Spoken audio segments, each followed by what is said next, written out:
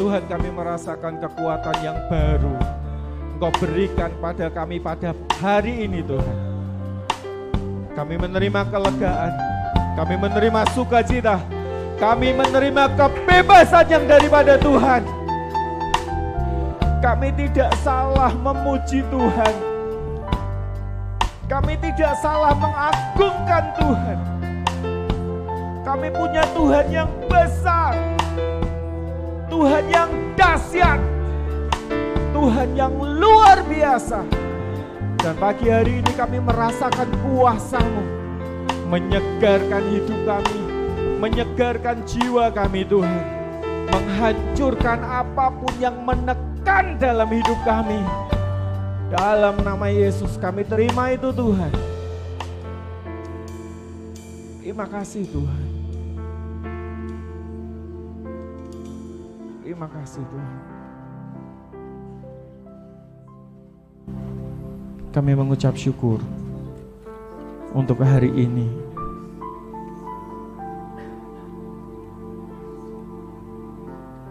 Allah yang membelah lautan, Allah yang meneduhkan badai, Allah yang ada bersama-sama dengan kami. Engkau mengagumkan Tuhan, Engkau sangat mengagumkan dalam hidup kami. Kami kagum akan Engkau.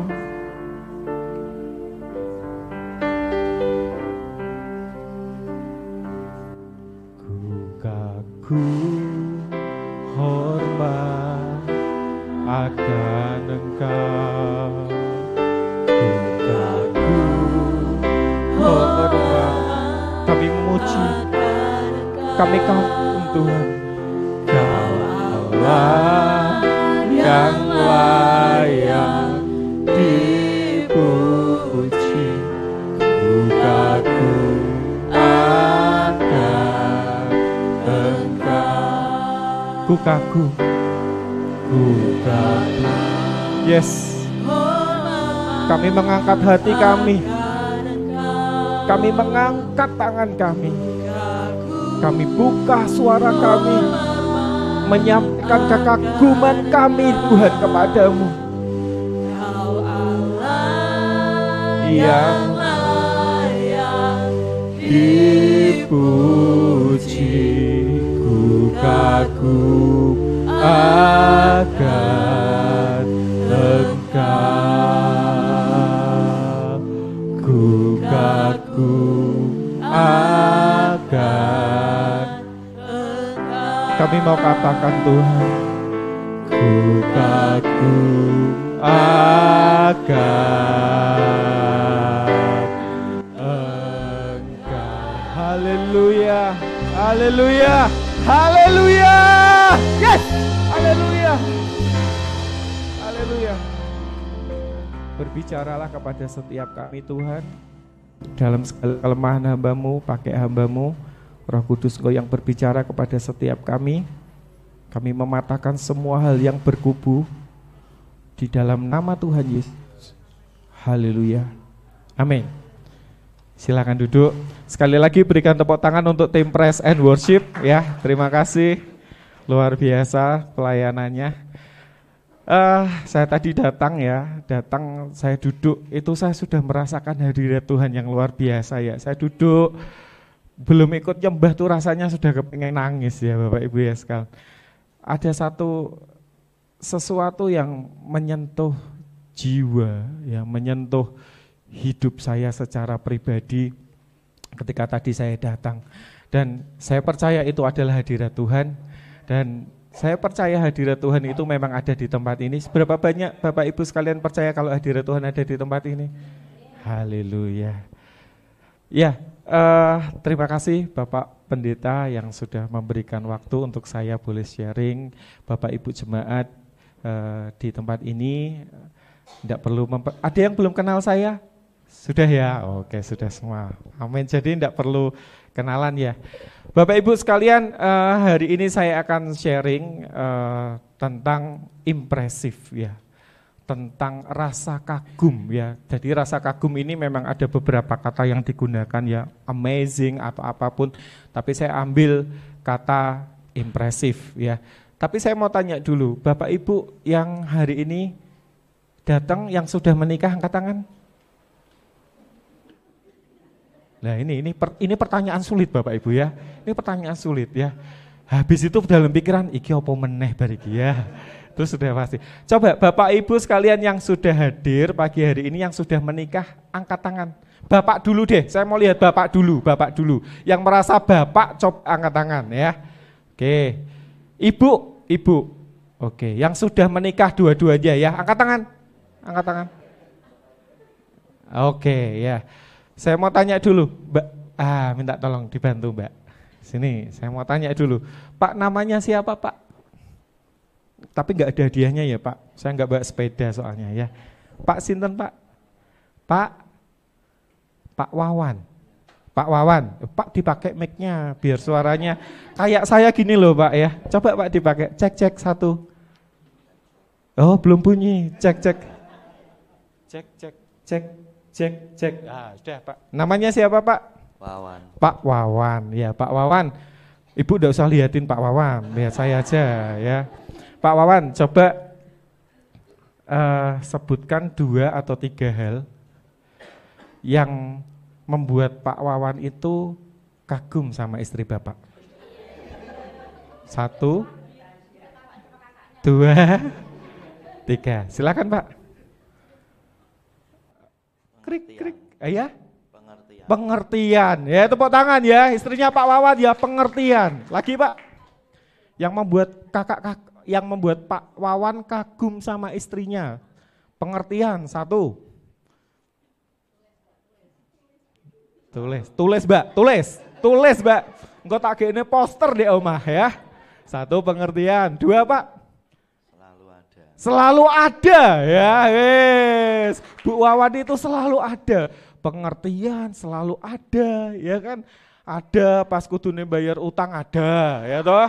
Bayar listrik ada, itu iman Pak, bagus sekali ya, bagus. Saya pun suka ya, istri saya juga ada ya, toh ada, waya bayar listrik ada, bayar rumah ada ya toh, bayar kuliah ada ya kan ada. Lagi Pak, 1 lagi. Cuman itu. Pak, ini yang nanya nih, exciting gitu ya. Pak, lagi Pak. Cuman itu. Terima kasih tepuk tangan buat Pak Wawan. Ya, oke. Tadi yang menikah coba angkat tangan lagi, saya nggak hafal soalnya. Saya nggak mungkin tanya istri saya dong, ya kan? Angkat tangan coba. Nah, ini sudah tahu pertanyaannya terus pada turun kan tangannya kan? Ya, coba angkat tangan. Yang sudah menikah angkat tangan. Ya, oke. Gantian ya Pak. Kakaknya ya, tak tanya. Ini Bu, namanya Bu siapa Bu? Oh enggak, saya tanya sama Ibu. Bu siapa Bu? Bu Giarti, ya Bu Giarti.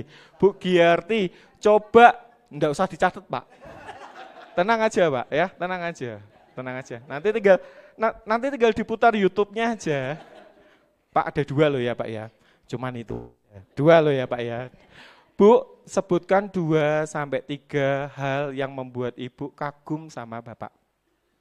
Waktu dimulai dari sekarang. Wes, haleluya, yes ya. Saya baru ketemu ini. Se-exciting itu seorang istri mengagumi suaminya karena dia sering emosi. Wow, tapi itu iman yang luar biasa. Ibu melihat dari sudut pandang yang lain. Emosi itu sebuah luapan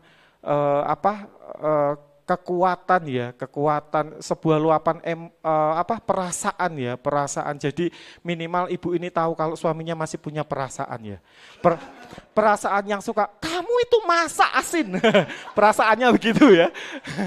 Perasaannya kayak gitu ya Bu ya. 1, yang mengagumkan Bu, yang mengagumkan ya. Wes, yang belum punya yang pacaran mana? Angkat tangan yang pacaran. Yang punya pacar, rak dong aku toh. Pak ini enggak pada ngaku ini Pak. Yang punya pacar, yang belum menikah,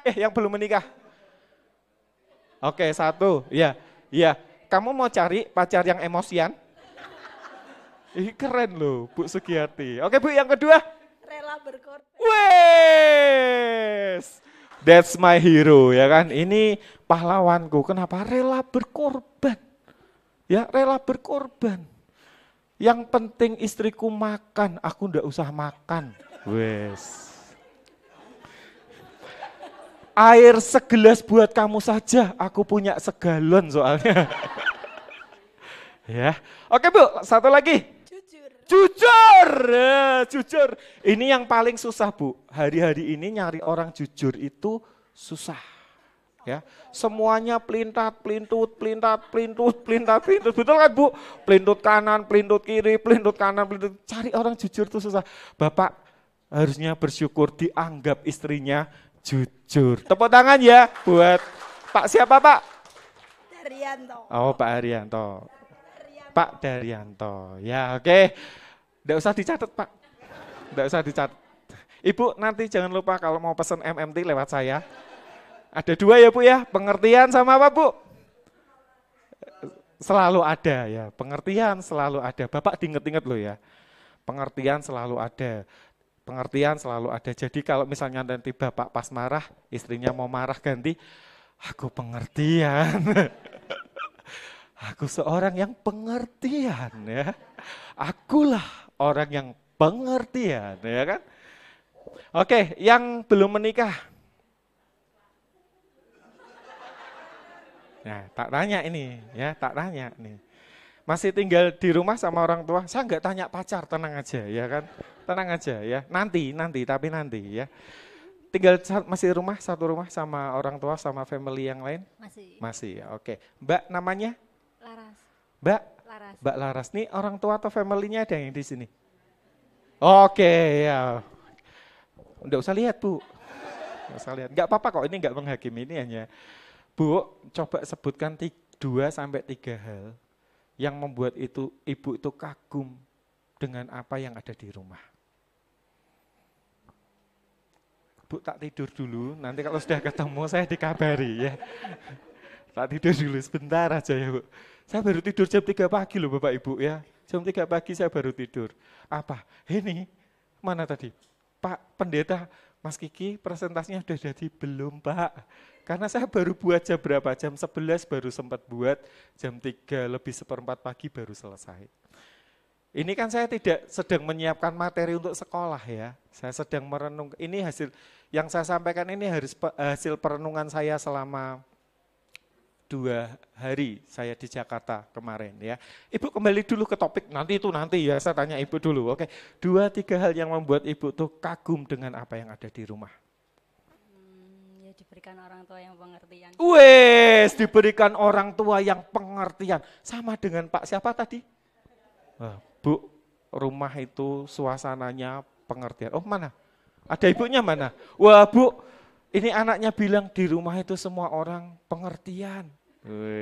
Pengertian, amin ya. Apalagi? Ya orang tua atau keluarga yang selalu ingetin buat berdoa, buat baca. Wes ya, keluarga yang selalu mensupport pertumbuhan rohani. Jangan lupa baca Alkitab. Kalau enggak nih Bu, bakpeso. Tas ya. Jangan lupa berdoa. Kalau enggak besok enggak dapat uang jajan ya. Ya, seperti itu. Satu lagi. Ya. Itu saja. Pokoknya tenang aja gitu, seneng terus. Di rumah tenang, bikin seneng terus. Ada yang di rumah enggak tenang, enggak bikin seneng terus? Hawane lungo we. Hah? Ada enggak? Hawane lungo wis diliwat ke bojone yang pengertian itu tadi ya, toh ijek jajan nang ngene kucingan ya kan.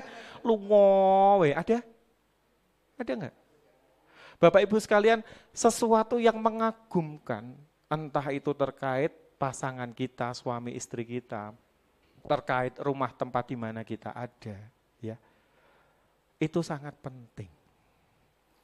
Itu adalah kekuatan yang bisa mengingatkan kita kembali untuk tetap berada di jalan atau di track yang benar. Terima kasih ya Mbak, ini mic-nya gereja. Jangan dibawa pulang, nanti saya ganti ya Pak ya. Ya, Bapak Ibu sekalian, impresif. Impresif. Poin yang saya lupa saya. Matur nuwun. Ya. Ya. Bapak Ibu sekalian, orang bisa kagum mesti punya alasan. Tadi tanya Pak, siapa Pak? Pak Darmawan. Pak Darmawan kagum sama istrinya kenapa? Ada alasan, pengertian. Pasti Pak Darmawan ada sebuah momen, sebuah kejadian, sebuah fakta yang membuat Pak Darmawan punya kesimpulan, istriku pengertian. Ya kan? Begitu juga dengan kakak bilang, suamiku tuh jujur. Tidak mungkin ujuk-ujuk ketemu pacaran, tada kamu orang yang jujur ya, tidak mungkin. Atau mungkin bapaknya datang, tada saya jujur. Tidak mungkin ya Bapak Ibu sekalian, tidak mungkin. Pasti ada alasan, ada sebuah fakta, ada sebuah kejadian yang menyimpulkan ibu berkata, suamiku seorang yang jujur. Begitu juga dengan Mbak Laras ya, Laras panjang Pak pendek? Senapan ya. Mbak Laras, tidak mungkin ada sebuah kalimat yang keluar dari mulutnya yang menilai bahwa mamaku atau ibuku atau keluargaku tuh selalu mensupport aku dalam aku bertumbuh secara rohani. Mungkin tiap pagi mamanya cerewet, tangi, doa, mungkin seperti itu. Mungkin lain hari dia berkata, Dok bangun, ayo doa. Mungkin kalau pas mamanya udah masak kawanan sisan, dang tangi dang berdoa mama dang dibantu, ya kan? Tapi paling tidak akan ada peristiwa-peristiwa, alasan-alasan yang membuat Mbak Laras mempunyai dasar untuk yang namanya kagum. Oke, Bapak Ibu.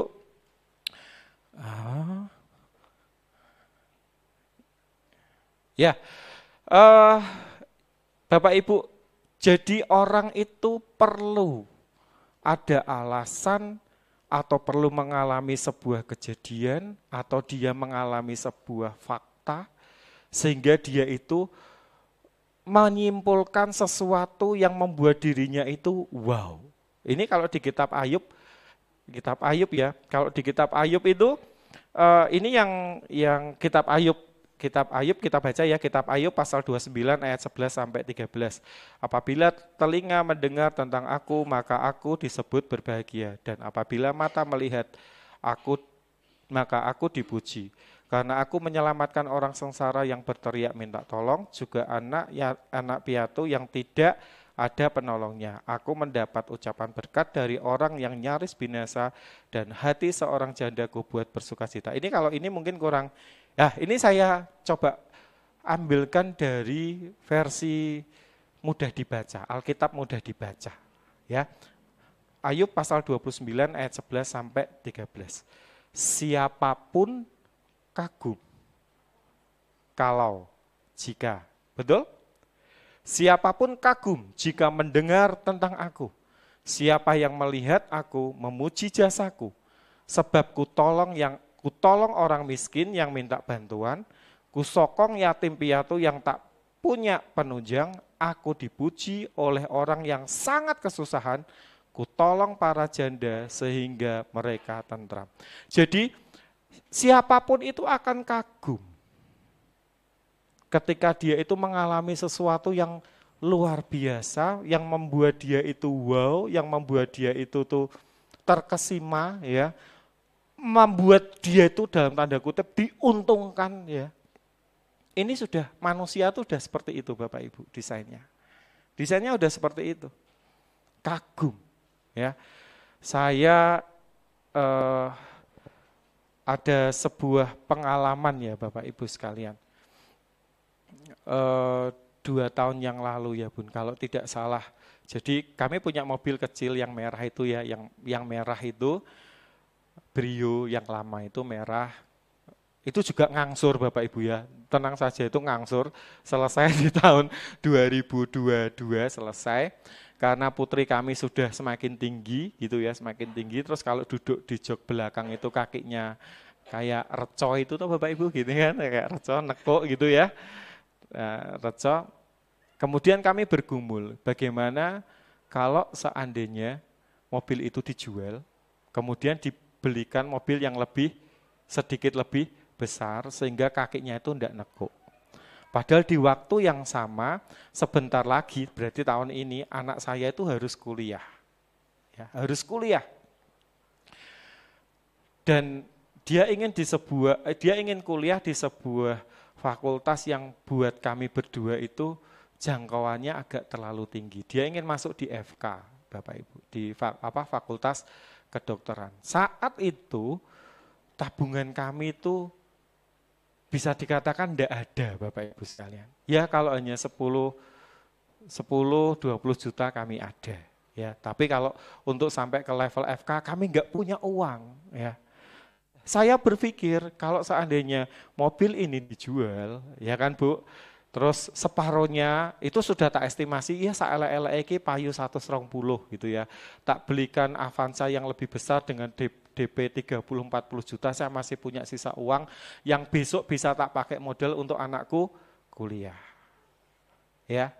Iya, itu logika saya ya. Jadi saya dapat mobil baru, ya toh, terus ngangsur lagi 5 tahun, sama punya modal untuk sapa ngerti Tuhan memang jalannya anakku masuk di FK. Uangnya kan tidak banyak.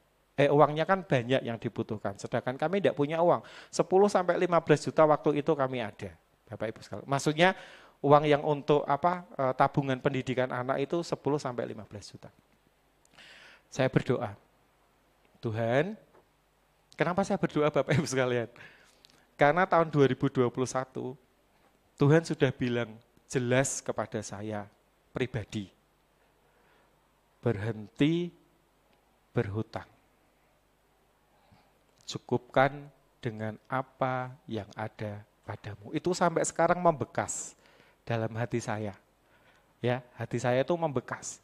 Cukupkan dengan apa yang ada padamu, berhenti berhutang. Ya. Di satu sisi lagi Bapak Ibu, saya harus masuk kuliah. Saya harus masuk kuliah, ini kuliah saya yang ketiga. Jadi uangnya itu dibutuhkannya banyak. Ya, logika saya kalau ini dijual kredit lagi, ya dicake itu cukup gitu ya. Masih ada sisa buat jaga-jaga kalau misalnya Kesia nanti mau kuliah, ya paling tidak ada modal lah untuk kuliah. Saya doa. Saya sudah menyampaikan cerita ini ke istri saya, nanti mobilnya dijual bla bla bla bla bla. Saya sudah ceritakan. Saya doa, jawabannya enggak enak Bapak Ibu sekalian. Tuhan boleh? Enggak, sudah. Nah, terus kan saya protes Bapak Ibu sekalian. Lah anakku nak gereja keteko. Sesok bayar kuliahnya piye? Aku sedelok engkas mlebu kuliah, butuh uang 71 juta. Ini terus aku piye? Nak ndak utang, ndak nganyari bank, ndak nganyari angsuran mobil, terus piye? Udah ndak ngomong apa-apa, cuma bilang ndak. 2022 bergumul terus, saya bilang sama istri, Bun, ndak jadi. Loh, kenapa? Ndak boleh sama Tuhan. Ya sudah, bersyukur ya naik mobil.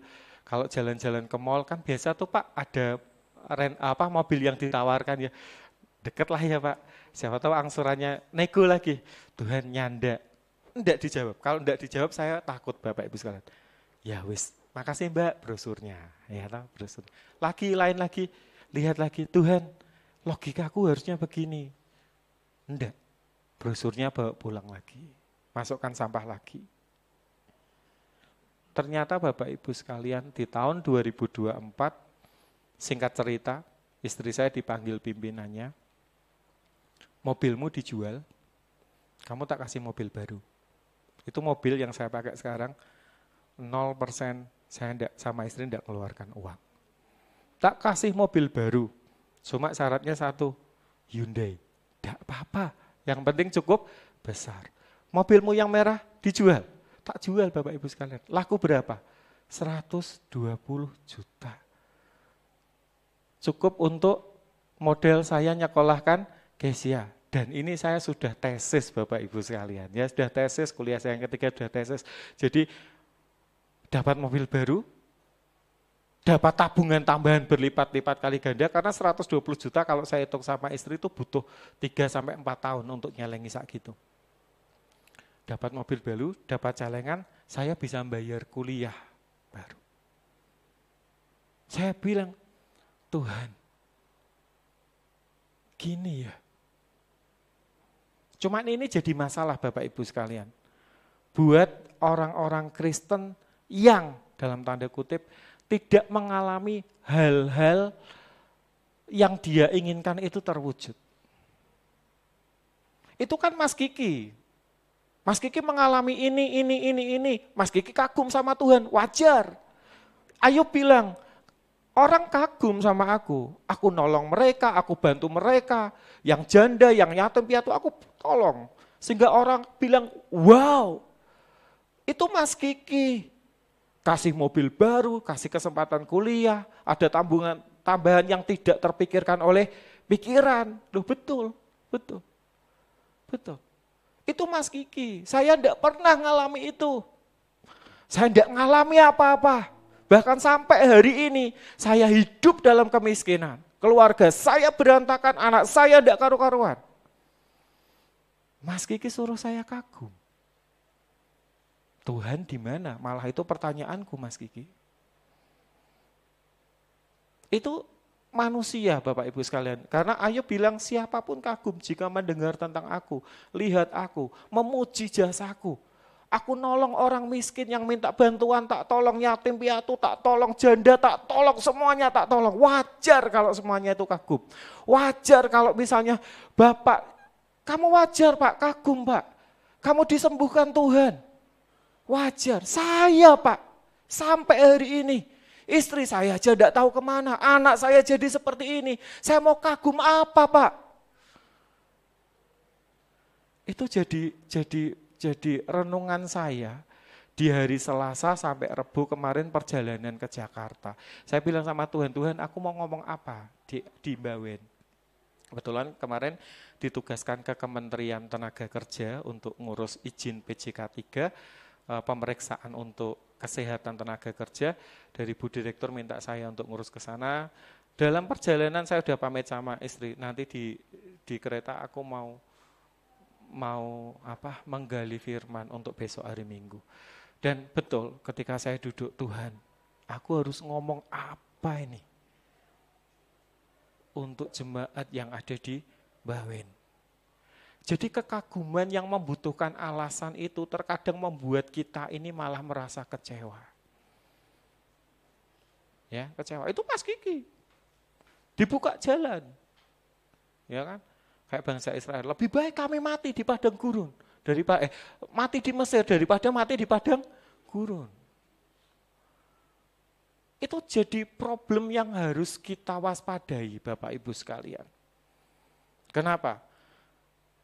Karena kalau kita tidak waspada dengan apa yang sedang kita alami, itu akan ada datang yang lain yang akan membuat kita kagum, dan yang kita kagumi itu membuat kita terhilang dari hadapan Tuhan. Bapak Ibu kagum sama Tuhan? Mau kagum apa Mas? Mas enggak tahu. Sehari bisa makan saja saya bersyukur Mas. Itu pun saya harus minta-minta. Suruh kagum sama Tuhan. Dasarnya apa Mas? Tuhan apa yang sudah Dia kerjakan untuk aku sehingga aku harus kagum sama Dia? Anakku tuh loh Mas, enggak balik ke rumah. Tak kandani semakin banggel, tak atosi, tak kerasi semakin melari dari rumah. Keluargaku enggak karu-karuan, aku suruh kagum apa Mas sama Tuhan? Itu Mas Kiki. Ya bukan berarti saya tidak pernah mengalami proses yang ada di lembah Bapak Ibu sekalian. Lembah saya banyak Bapak Ibu sekalian. Ya, saya mau cerita sedikit tentang yang namanya rasa kagum. Rasa kagum itu apa toh? Ini saya coba potret dari yang umum gitu ya, bahwa menurut KBBI ya impresif ya, meninggalkan kesan yang mendalam, mengesankan, mengagumkan. Lah, ada satu fakta, ada satu peristiwa, ada satu kejadian itu tuh bekas. Iki sing apik ya, peristiwa yang apik, yang wow, yang luar biasa, bekas. Bekas, dan bekasnya ini membuat dia itu untuk melakukan sesuatu. Makanya di kitab Ayub yang tadi, ketika orang itu kagum, nggak kelihatan ya Bapak Ibu. Ketika orang itu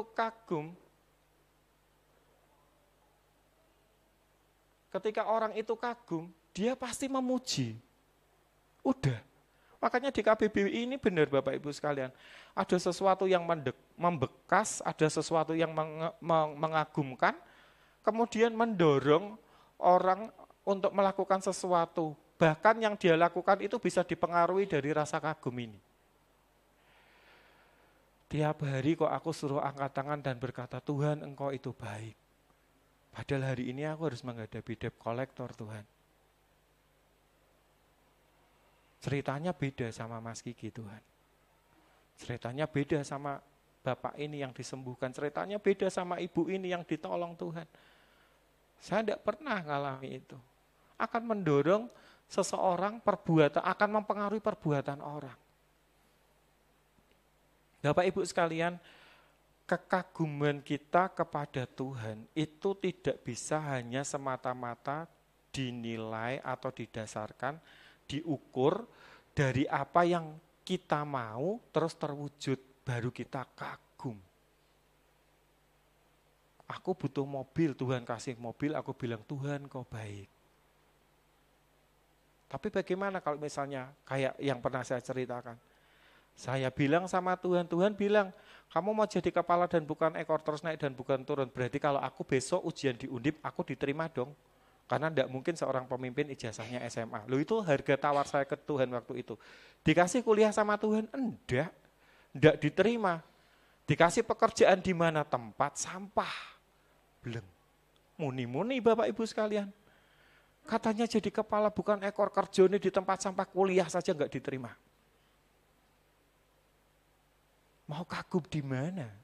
Sampai saya merenungkan sesuatu Bapak Ibu sekalian. Ini yang saya ceritakan tadi ya Bapak Ibu sekalian. Jadi perlu minimal satu alasan atau satu fakta seseorang itu bisa kagum. Ya. Dan kalau kita sudah kagum, itu pasti akan mendorong, memberikan reaksi kita minimal itu memuji. Minimal memuji. Bahkan di level tertentu bisa sampai berkorban. Bisa. Ini saya tulis yang minimal saja. Minimal dia memuji, seperti kitab Ayub tadi bilang. Dia tolong janda miskin, dia tolong yatim piatu, dia tolong ini. Orang memuji dia. Ya, orang memuji dia. Pertanyaan saya, bagaimana dengan Yesus? Apakah Yesus itu membuat kagum kita? Dalam posisi, dalam kondisi seperti yang saya ceritakan, itu Mas Kiki. Itu bapak ini ngalami kesembuhan, itu ibu ini ditolong Tuhan. Bagaimana dengan aku? Dari lahir sampai sekarang umurku 30 tahun aku ada dalam kemiskinan, keluarga aku tidak karu-karuan. Aku mau kagum di mana? Aku ke gereja selalu dikuatkan bapak pendeta, didorong, distimulasi, dibangkitkan imannya. Tapi pertanyaan saya adalah, apakah Tuhan bisa membuat kita itu tuh kagum? Ada enggak sebuah fakta, sebuah alasan, sebuah kejadian yang membuat kita itu kagum kepada Tuhan? Ada banyak fakta di Alkitab, tapi saya mau cerita cepat aja untuk 2 fakta. Ini fakta yang pertama Bapak Ibu sekalian. Bapak Ibu sekalian, kalau harusnya setelah mendengar 2 fakta ini, Bapak Ibu Saudara akan kagum kepada Tuhan. Kekaguman Bapak Ibu sekalian bukan hanya didasarkan yang Bapak Ibu inginkan itu terwujud saja, tetapi apa yang sudah dilakukan Tuhan buat kita. Kejadian pasal 2 ayat 16-17. Lalu Tuhan Allah memberi perintah ini kepada manusia, semua pohon dalam taman ini boleh kau makan buahnya dengan bebas, tetapi pohon pengetahuan yang baik dan yang jahat itu janganlah kau makan buahnya, sebab pada hari engkau memakannya pastilah engkau mati. Bapak Ibu sekalian, kalau dalam bahasa Inggris, ya, New King James, mati itu menggunakan kata surely die. Ya, jadi gini Bapak Ibu, death was created dead. Jadi kematian itu sebenarnya sudah ada. Tapi tidak aktif dalam diri manusia ketika diciptakan oleh Tuhan. Tapi ketika manusia itu jatuh dalam dosa, manusia itu mengaktifkan kematian untuk dirinya. Surely die. Ya, kalau dalam bahasa Inggris pakai katanya surely die, ya. Bla bla bla bla bla bla, kalimat yang terakhir katakan surely die. Jadi kematian itu memang sejak awal ada, tapi tidak aktif dalam diri manusia. Ketika manusia memilih melanggar perintah Tuhan, jatuh dalam dosa, disitulah titik manusia itu mengaktifkan kematian dalam dirinya. Manusia mengalami yang namanya kematian. Ada 2 fase ya. Kematian terpisah dari Allah. Makanya dibuang dari Taman Eden, tidak bisa. Dosa ketemu kudus, tidak bisa. Mesti mati manusianya. Makanya kalau kita belajar perjanjian lama itu ada kemah Musa itu, yaitu kan ada pelataran, ada ruang kudus, ada ruang maha kudus. Ya, yang masuk di situ itu enggak sembarang orang. Mati kalau di situ dia tidak kudus. Makanya ditali dikasih kelintingan, kalau dia kelinting-kelinting masih bunyi berarti dia hidup, kalau tidak kelinting-kelinting dia mati, nanti ditarik sama bangsa Israel. Bangsa Israel tidak berani masuk, ngangkat mayatnya tidak berani, Bapak Ibu sekalian. Jadi kematian fase yang pertama itu manusia dipisahkan dari Allah. Ya, karena dipisahkan dari Allah, membuat manusia kehilangan kehidupan yang kekal. Jadi manusia fase yang kedua betul-betul mengalami fase kematian secara fisik. Rohnya meninggalkan tubuhnya. Tubuhnya kembali menjadi debu tanah. Terus apa masalahnya, Mas? Masalahnya 2 hal inilah yang diselesaikan Yesus. Bapak Ibu sekalian, ketika Yesus, pernah enggak Bapak Ibu merenungkan kenapa kok yang mati itu harus Yesus, harus Tuhan Yesus? Ya, karena dia harus membayar 2 hal ini, terpisah dari Allah dan mati secara jasmani. Enggak ada orang yang istilahnya itu jadi satu dengan Allah, kalau bukan Allah itu sendiri. Tidak ada Bapak Ibu sekalian. Karena yang harus digenapi pertama kali, yang harus dibayar adalah terpisah dari Allah. Itulah kenapa ketika di kayu salib dia bilang, Eloi, Eloi, lama sabachthani, kenapa kau meninggalkan aku? Karena dia merasa dia terpisah dari Allah. Itu dia bayar dulu, nih tak bayar, lunas. Dan itu tidak bisa dibayar oleh manusia, karena ketika manusia lahir, dia udah bawa dosa. Jadi tidak mungkin dia menggenapi, membayar yang pertama ini. Tidak mungkin Bapak Ibu sekalian. Terus yang kedua, ke dalam tanganmu kuserahkan nyawamu. Betul-betul mati. Dia bayar kematian yang kedua. Lepas dari fisiknya. Dibayar lunas. Supaya apa? Kalau kita utang, dibayar, berarti kita tidak punya utang. Kalau kita terpisah daripada Allah karena dosa dan itu dibayar lunas, kita enggak akan terpisah lagi sama Allah.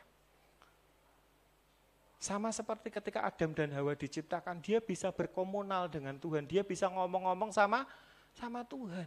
Dia bisa berkomunikasi dengan Tuhan, dia tidak terpisah daripada Tuhan. Saya ditanya, untungnya apa buat aku? Wah, orang dunia kan biasa ya. Untungnya apa buat aku? Ya kayak Ayub tadi tuh, terkagum karena sesuatu yang dia harapkan, ya kan?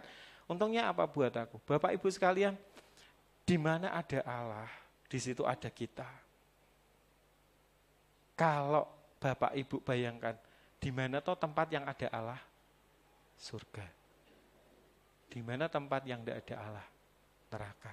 Udah, itu tidak usah dibahas detail, nanti ada detailnya. Tapi konklusinya adalah Allah ada di tempat kudusnya, di surga. Kalau misalnya itu dibayar lunas, kita kembali bisa berhubungan dengan Allah, berkomunikasi dengan Allah, tidak lagi terpisahkan dengan Allah, berarti di mana Allah ada, kita ada.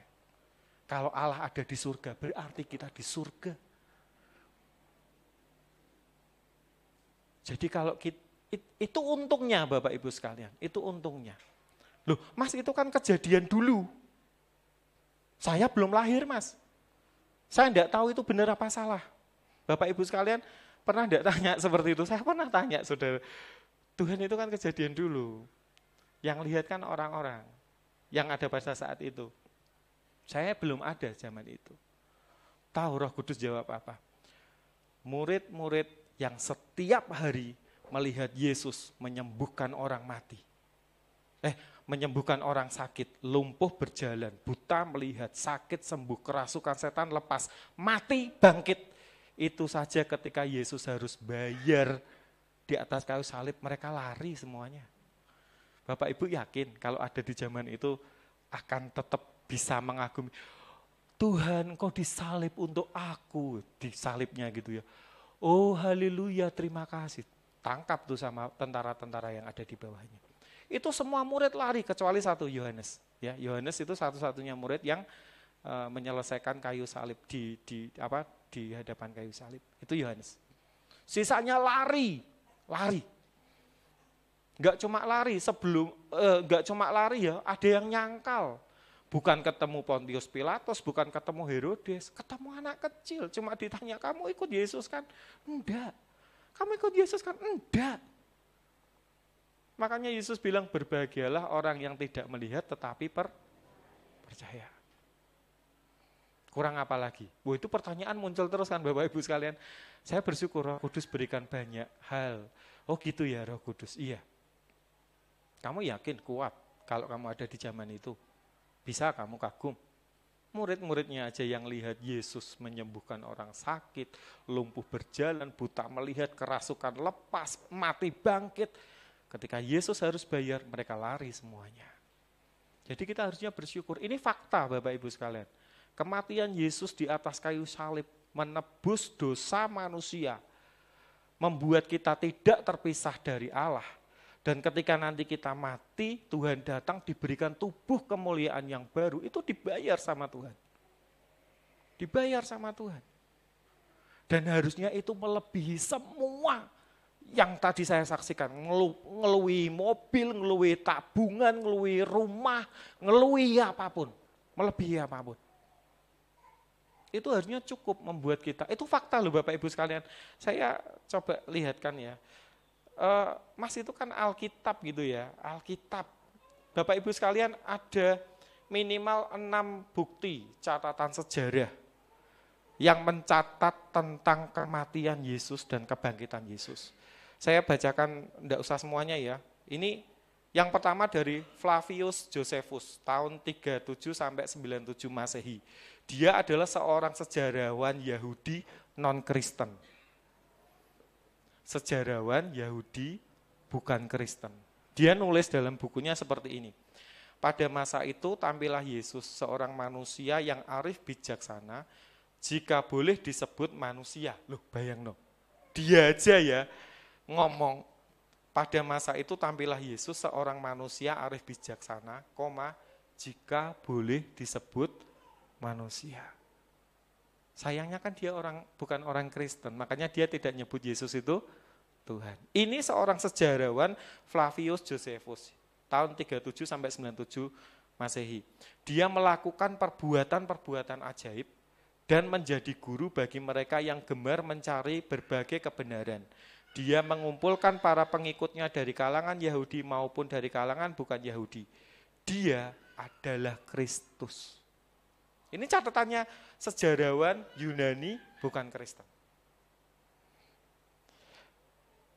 Pilatus telah menjatuhkan hukuman mati di kayu salib kepadanya atas desakan para pemimpin agama kita. Tetapi mereka yang tetap mengasihi dia tetap berbuat demikian, sebab dia menampakkan diri kepada mereka pada hari ketiga dalam keadaan hidup kembali. Bapak Ibu mau kurang bukti apa? Ini sebuah fakta, ini sebuah kejadian, dan kejadian ini untuk kita, dan harusnya ini cukup membuat kita berkata kepada Tuhan, ku kagum hormat akan Engkau. Tuhan, aku besok harus bayar listrik, aku ndak punya uang, resikonya disegel. Kau Allah yang layak dipuji, ku kagum akan Engkau. Paginya petugas listrik datang dan betul-betul nyegel listriknya. Dia hanya hidup dengan lilin. Ku kagum, hormat akan Engkau. Diomongi tetangganya, oh miskin, tidak bisa bayar listrik, pantesan anaknya enggak di rumah, keluarganya kacau. Kau Allah yang layak dipuji, ku kagum akan Engkau. Kenapa bisa seperti itu? Karena kita mendapatkan sebuah fakta, sebuah kejadian, dan itu untuk kita. Dan bukan hanya Alkitab. Seorang sejarawan yang dari Yunani yang bukan orang Kristen ini tadi menyampaikan demikian. Masih ada lagi ya, kayak Tacitus, kayak Julius Africanus dan macam-macam. Ya, nanti Bapak Ibu sekalian bisa googling. Ini fakta Bapak Ibu sekalian. Ini fakta yang harusnya cukup membuat kita, Tuhan, Engkau luar biasa, Engkau dahsyat. Bapak Ibu, kekaguman kita kepada Tuhan itu akan mendorong kita untuk melakukan sesuatu. Kekaguman kita kepada Tuhan itu akan mempengaruhi perbuatan kita. Tadi KBBI kan bilang gitu, impresif adalah sesuatu yang mengesankan, yang wow, yang mengagumkan, yang bisa mempengaruhi perbuatan seseorang. Jadi kalau kita tahu ini sebuah fakta yang sangat menguntungkan hidup kita dan kita kagum sama Tuhan, saya yakin semua perbuatan kita akan dipengaruhi oleh kekaguman kita kepada Tuhan. Saudara enggak akan hidup berdasarkan apa kata orang. Saudara tidak akan hidup berdasarkan apa yang sedang saudara alami, yang saudara rasakan, yang harus saudara hadapi. Satu hal, satu fakta, satu kejadian, satu alasan aku kagum sama Tuhan. Kenapa? Dia bayar semua apa yang tidak mampu aku bayar. Apa itu? Dia selesaikan semua yang tidak bisa aku selesaikan. Apa itu? Dosa. Dan itu dicatat sama sejarawan yang bukan Kristen. Itu harusnya cukup membuat kita kagum sama Tuhan. Itu cukup. Bapak Ibu sekalian, saya perlu sharing ini kepada Bapak Ibu sekalian karena pada waktu manusia itu diciptakan di Taman Eden, manusia itu dalam posisi sempurna. Kalau bahasa aslinya, bahasa Inggrisnya more than perfect, lebih daripada sempurna. Manusia diciptakan dalam kondisi lebih daripada sempurna. Itu saja jatuh. Coba bayangkan kondisi manusia sekarang ini. Bukannya akan lebih gampang jatuh. Dunia menawarkan apa? Karena kita tidak punya kekaguman kepada Tuhan. Perbuatan kita tidak dipengaruhi dengan kekaguman kita akan Tuhan. Dunia yang akan membuat kita kagum. Perbuatan kita akan dipengaruhi dengan dunia. Itu pasti Bapak Ibu sekalian. Pasti. Manusia yang diciptakan dalam posisi sempurna, more than perfect, lebih daripada sempurna, itu saja bisa jatuh. Ya, bisa jatuh sama ular, ya kan? Terus dibuang dari Taman Eden. Bagaimana dengan kondisi kita sekarang? Kalau kita tidak mulai menyadari Tuhan, ada satu permasalahan yang tidak bisa aku selesaikan. Ada satu permasalahan yang tidak mungkin bisa aku bayar, yaitu dosa. Dan aku bersyukur Engkau menyelesaikannya buat aku. Aku kagum Tuhan akan Engkau. Dunia mau apapun terserah. Tapi kekagumanku akan Engkau. Itu akan mempengaruhi apa yang aku perbuat. Ketika krisis terjadi, kesulitan terjadi, dunia mengajarkan mata ganti mata, gigi ganti gigi. Karena kita kagum sama Tuhan, kita bisa berkata, kalau ada yang minta jalan kamu 1 mil, kamu ajak jalan 2 mil. Ada yang minta bajumu, kamu kasih jubahmu. Artinya apa? Perbuatan kita akan dipengaruhi dengan kekaguman Tuhan. Akan menghasilkan perbuatan-perbuatan yang baik. Makanya Tuhan mengingatkan kita tentang buah-buah kasih. Ya, itu. Yang kedua, kalau itu belum cukup ya Bapak Ibu sekalian, ini ada fakta yang kedua. Ya, fakta yang kedua saya cerita cepat aja. Fakta yang kedua, Kejadian 2 ayat 16 sampai 17. Ketika Tuhan Allah membentuk manusia itu dari debu tanah dan mengembuskan nafas kehidupan ke dalam hidungnya, demikianlah manusia itu menjadi makhluk yang hidup. Bapak Ibu sekalian, kita harus sadar bahwa kita ini dari debu dan tanah. Ya, nanti di rumah saja ya, di rumah saja.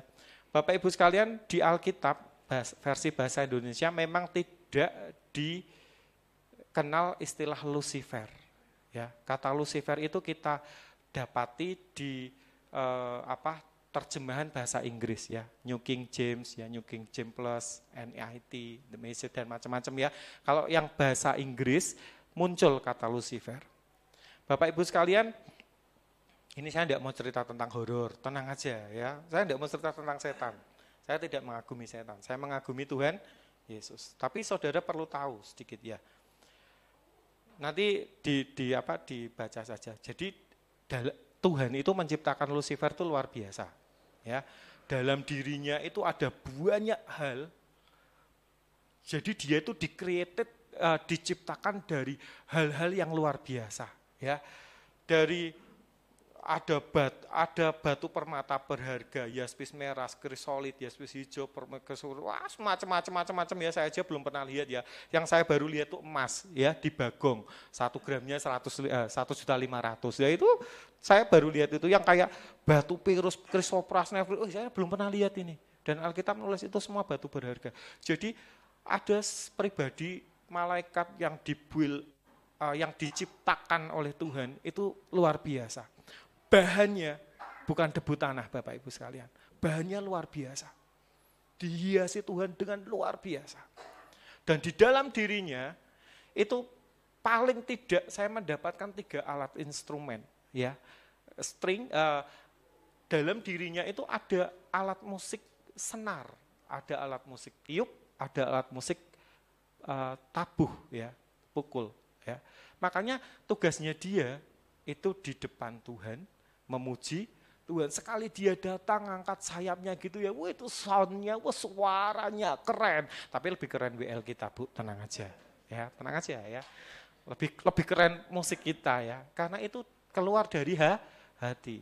Ini Lucifer ini ada di layar, di barisan, di seksi paling depan ya, paling dekat sama Tuhan. Jadi kalau mungkin dia itu tugasnya dia nyembah Tuhan, memuji Tuhan. Dalam dirinya itu sudah ditoto alat musik, dibuil pakai emas, pakai macam-macam. Dia luar biasa Bapak Ibu sekalian. Dia luar biasa, dia dahsyat. Dia hebat, mengagumkan ya. Nanti dibaca Yeskiel sama Yesaya versi bahasa Indonesia sama bahasa Inggris. Kalau bahasa Indonesia biasanya kita kurang jelas, nanti dibaca di NIT, di New King James ya. Ada beberapa bahasa Inggris, nanti saudara Bapak Ibu sekalian akan temuin. Paling tidak di situ disebutkan ada 3 alat musik. Senar, kemudian alat musik tiup, pipes ya, sama alat musik pukul. Itu semuanya di-embedded, sudah ditaruh dalam diri malaikat ini. Sampai dia jatuh. Jadilah yang sekarang. Nah itu apa hubungannya sama debu tanah Bapak Ibu sekalian? Bapak Ibu sekalian tahu enggak kalau dalam diri kita itu juga ada alat musik yang di-embedded, yang ditaruh Tuhan dalam diri Lucifer ini.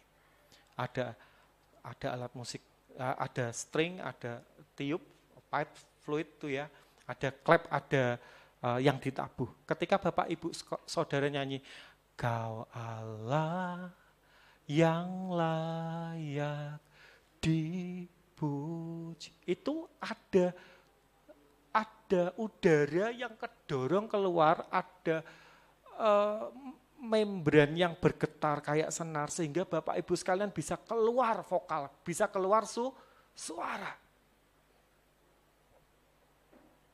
Ya.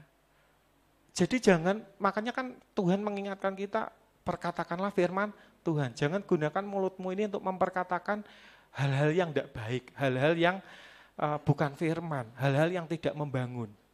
Kenapa? Ya karena itu semua dipakai Tuhan, diciptakan Tuhan untuk memuji Tuhan. Alat pukul, alat tabuh. Ketika Bapak Ibu sekalian, jangan gunakan tangan kita untuk memukul orang, untuk menindas orang. Pakailah untuk menghasilkan bunyi yang memuliakan Tuhan. Itulah kenapa Lucifer itu paling benci sama manusia. Karena Tuhan sebenarnya menurut saya itu mau ngomong gini, kamu telah jatuh. Kamu memang dulu diciptakan oleh segala sesuatu yang mulia. Ada alat musik tiup, senar, tabuh, kamu bisa memuji Tuhan. Tak tunjukin ya, aku punya kuasa. Tak ambil nih debu tanah. Tak kasih nafas hidup. Dan ini jadi pribadi yang dari debu tanah yang bisa melakukan seperti yang engkau lakukan. Dahsyat. Itu fakta Bapak Ibu sekalian. Jadi jangan gampang menggunakan suara kita, tangan kita atau yang pakailah suara kita, tangan kita untuk memuji Tuhan, untuk mengagumkan Tuhan. Mau nyanyi, perkatakan firman, kuatkan satu sama yang lain. Pakai untuk itu. Karena memang itu kita diciptakan dengan hal yang seperti itu. Ada alat musik tiup, ada string, ada klep, ada alat musik tabuh. Ada semuanya di manusia ini. Tuhan tunjukkan, kamu memang tak buat dari segala hal yang luar biasa. Batu ini, batu itu, batu ini, batu itu, emas dan sebagainya, kamu tak taruh alat musik. Kamu sudah jatuh. Kamu ndak usah tinggi hati, ndak usah sombong, tak tunjukin kuasaku. Ambil debu tanah, buat manusia, kasih nafas hidup. Pribadi yang namanya manusia ini juga punya alat musik, tiup, string, dan tabuh. Itulah kenapa dia itu paling benci sama manusia. Dia akan mencoba berbagai cara untuk membuat manusia itu tidak kagum kepada Tuhan. Sehingga yang keluar dari mulutnya, apa ini? Apa itu? Kenapa begini? Kenapa begitu? Sehingga apa yang harusnya tangan ini mengeluarkan suara yang bisa diklep, yang tepuk tangan yang bisa dipakai untuk sorak-sorai bagi Tuhan. Tangan ini dipergunakan untuk membuat kejahatan demi kejahatan, demi kejahatan, demi kejahatan. Makanya Tuhan bilang, aku mencari penyembah-penyembah yang benar. Yang menyembah di dalam roh dan di dalam kebenaran. Ketika kita menyembah, pasti kita akan berkata, Tuhan kau baik. Engkau luar biasa. Kau Allah yang sangat dipuji. Ku kagum akan Engkau. Bayangkan, debu tanah dalam tanda kutip dibandingkan dengan pribadi yang dibuat begitu megah. Dan pribadi yang luar biasa yang namanya Allah. Mau mati untuk debu tanah seperti ini. Supaya debu tanah ini bisa kembali lagi kepada Tuhan. Itu dua fakta yang mau saya ceritakan karena waktunya ya. Itu dua fakta. Dan harusnya itu cukup membuat kita impresif. Cukup membuat kita kagum. Itu harusnya cukup membekas dalam diri kita. Dan bekas itu akan mempengaruhi perbuatan kita. Perkataan kita, mulut kita, ucapan kita, perbuatan tangan kita. Kita akan pakai semuanya untuk mengagumkan Tuhan. Jadi Bapak Ibu sekalian, bagaimana dengan Yesus? Silakan Bapak Ibu sekalian jawab. Tuhan, selama ini aku lupa. Ada satu hal yang tidak bisa aku selesaikan. Aku lupa, Engkau sudah melakukan sesuatu yang sangat mengagumkan untuk aku, yang adalah debu tanah ini. Yang tadinya dosa terpisah dan membuat pengorbananmu membuat aku kembali kepadamu. Itu fakta. Itu fakta Bapak Ibu sekalian. Siapa yang tahu Diponegoro, Pattimura, itu termasuk apa Bapak Ibu sekalian? Pahlawan nasional. Pahlawan nasional ya, diakui negara ya. Ketika Bapak Presiden atau pemerintah itu mengeluarkan surat keterangan menyatakan bahwa si A, si B, si C itu pahlawan nasional. Pertanyaan saya, apakah pemerintah ini juga hadir ada ketika pahlawan itu ada?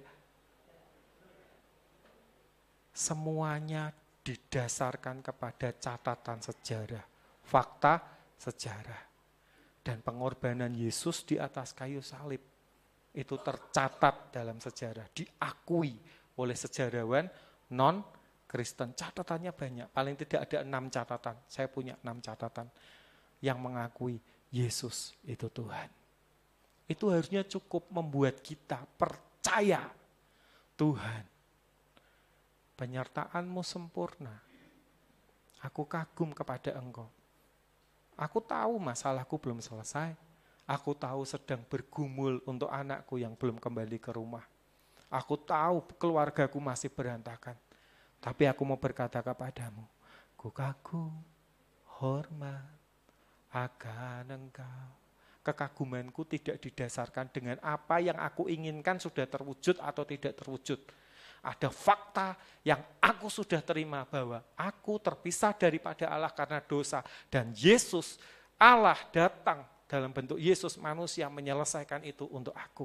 Dan aku yang adalah debu tanah ini dibiarkan Tuhan untuk bisa datang kembali kepada Tuhan. Itu cukup Tuhan untuk berkata, Kau Allah yang layak dipuji. Ku kagum akan Engkau. Itu cukup membuat kita mengerti suami kita.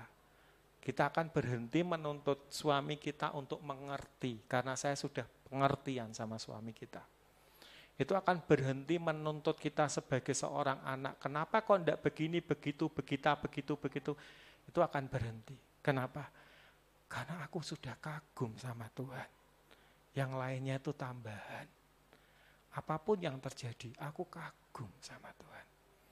Mari kita nyanyi satu pujian. I belong to you.